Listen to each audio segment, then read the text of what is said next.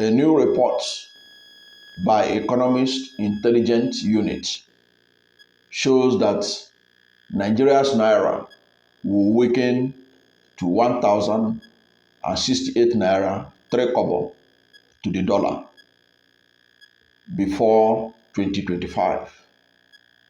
Now, this projection by the Economist Intelligence Unit of London is a far cry from the claim by officials of Tinubu administration that the naira will soon strengthen to 600 naira to the dollar.